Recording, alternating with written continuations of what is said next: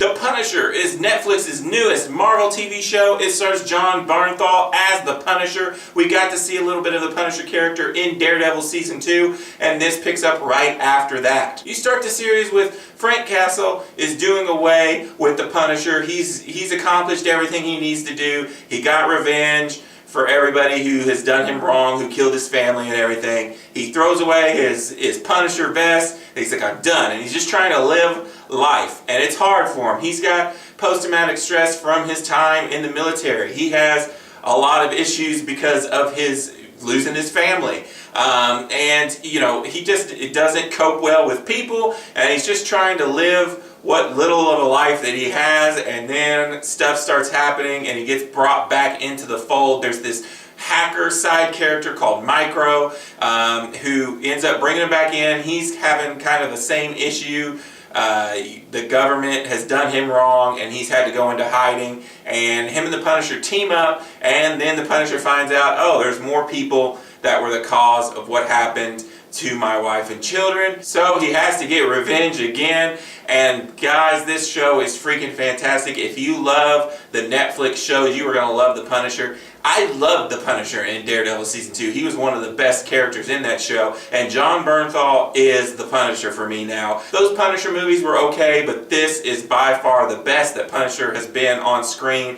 And Jon Bernthal is just fantastic. He feels like he is meant to play this character. But all the side characters are really interesting and good as well. Like I said, you had the Lieberman Micro character. Him and Bernthal's chemistry is really, really interesting. It's funny at times.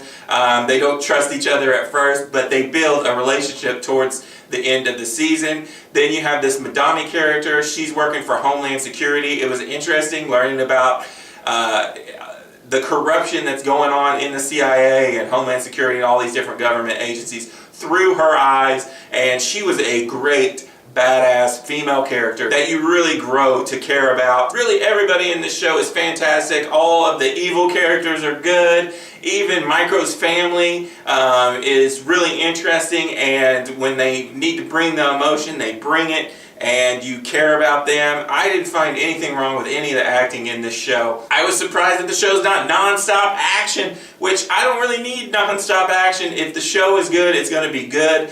They do give you some great action scenes with a great variety of action scenes. There's a fight scene out in the woods where you get this like GoPro first person look. Then you have some crazy fight scenes in a building full of people. There was just a great variety of awesome action scenes that were really all fantastic, and they balanced the action with the story perfectly. Now I will say the story does seem to drag on the last few episodes. It felt like that we were stretching some things a little bit longer than we should. Like the very climactic fight scene at the end of the movie was amazing, but I felt like we could have got that at episode 10, and we had all this other stuff jammed in there at the end to try and it feels like they were trying to make it last 3 more episodes than it should have been. There was one particular episode that I didn't like very much. It felt like a serial, like CSI type episode, and they kept cutting back and forth in time and showing different perspectives of this certain mass murder thing that happens.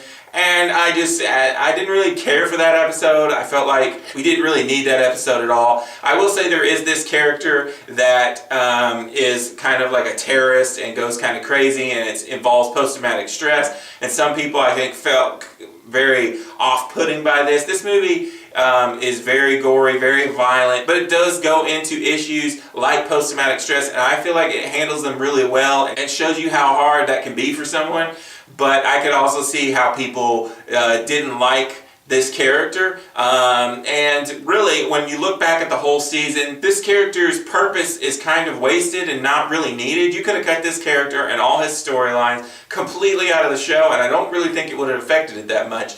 So, and there you go. If you cut all that out, that probably would have got you down to 10 episodes. So while I love the show, it's not perfection. I guess on my Marvel ranking, Daredevil Season 2 is my favorite. Daredevil Season 1 is still my second favorite.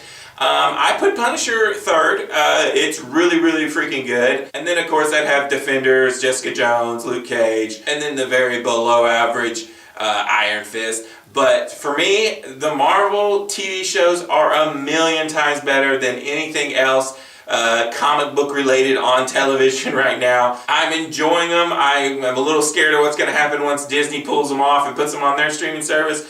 But I'm looking forward to what we're going to see next. I hope we get another season of The Punisher because this is a character I really enjoy. I could definitely see more storylines with him. Jon Bernthal was fantastic. For me, The Punisher Season 1 gets a 4.5 out of 5.